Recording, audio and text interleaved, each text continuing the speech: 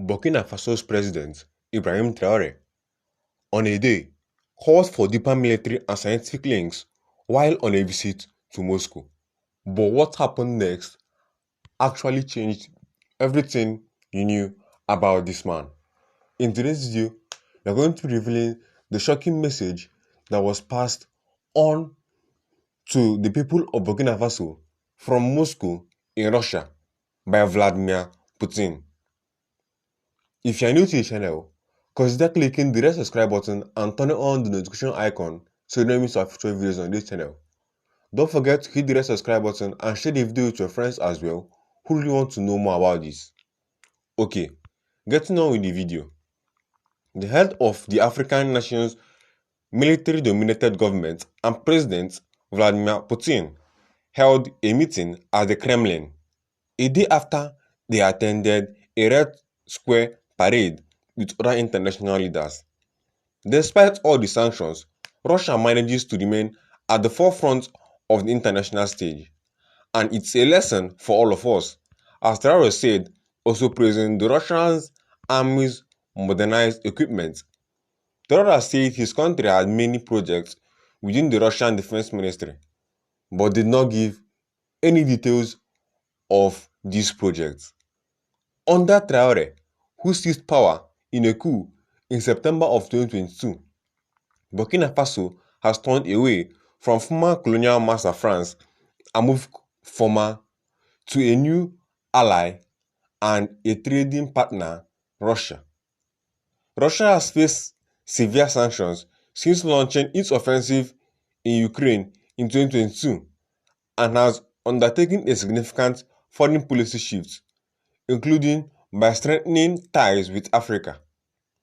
Traore said he will not ask for military aid from Moscow at a time when Russian forces are engaged in Ukraine, but he said Russia could share its knowledge and help Burkina Faso educate its young population and end conflicts in the country, where security forces are battling a jihadist uprising. Putin said Russia would continue to assist Burkina Faso, suppressing radical groups and training its officials. We are united by the common goal of combating terrorism, Putin said, also advocating for stronger economical ties. This is not the first time that Ibrahim Traore and Trump and the president of Burkina Faso are actually linking up. With a sudden rise in YouTube videos when Captain Ibrahim Traore met Vladimir Putin across a broad Kremlin table last week, many in Russia or indeed Europe may have been unaware, and this is also a visibility in Africa where a lot of people are blind to the deep fakes and fall for them. The military leader who this charismatic young visitor in a red beret and battle dress was. In swaths of Africa, however, with help from Russia, his face and name have recently been unavoidable, particularly on social media. The youngest leader on the continent after a 2022 coup brought him to power in Burkina Faso. He is seen by many disillusioned youth as a messianic figure following in a line of African revolutionaries.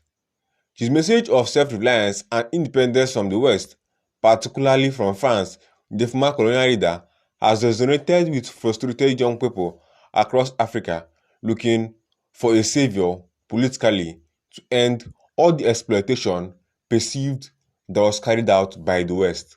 By the way, if you are still watching our content till this point, consider hitting the red subscribe button and turning on the notification icon so you don't miss our future videos on the channel. Traore, who is just 37, is also a far cry from the continental caricature of a doddering octogenarian ruling over a population where the average age is still in the teens. Some even see him as a reincarnation of Thomas Sankara, the Burkina Marxist and Pan-Africanist revolutionary who ruled for 4 years in the 1980s. Yet, analysts and diplomats say why his burgeoning reputation is rooted in genuine the solution with Africa's leadership and his desire for more equal relations with the West. It is also allegedly being expertly boosted and burnished by a Russian disinformation campaign.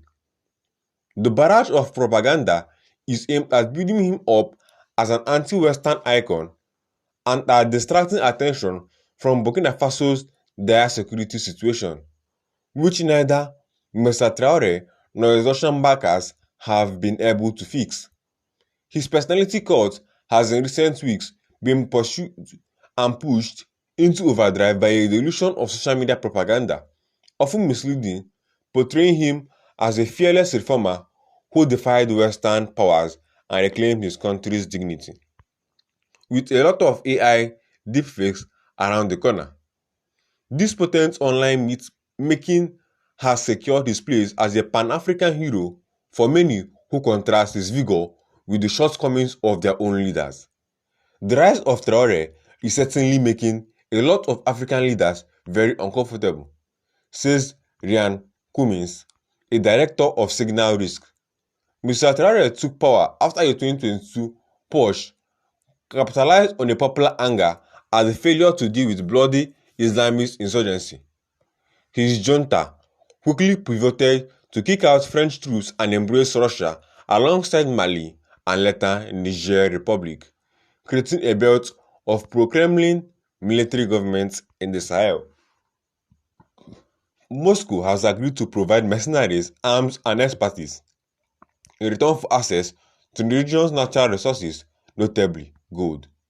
And among the advantages of being aligned with Russia is also access to the Kremlin's disinformation expertise, which has seemingly been put at the service of building Mr. Traore into an African icon. Widely shared posts have made misleading claims such as he has paid off the country's sovereign debt, that there are mass marches in the West in support of the silent regimes, that Donald Trump has paid homage to Mr. Traore's leadership, or that Burkina Faso has independently developed Africa's first electric cars.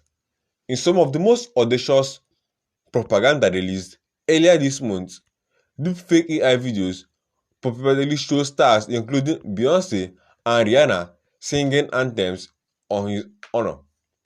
And one ballad appears to show the crazy in love singer urging God to protect Mr. Traore and relating how he kicked out soldiers from the old regime and told the West, "We reclaim our dreams."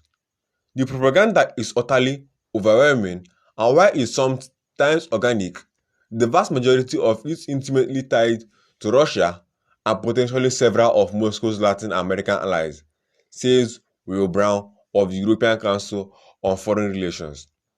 The object is pretty clear. It is an anti-Western and anti-democratic agenda which glorifies strongman military leadership among a core base of disaffected youth. I think it's also increasingly about spreading anti-Western sentiment and hostile information through African diaspora populations. If you've watched this video to this point, it means to be more interested in a lot more videos coming out of the channel. Consider clicking the red subscribe button and turning on notification icons so you don't miss our future videos on this channel. And on that note, I'll see you in a very next video.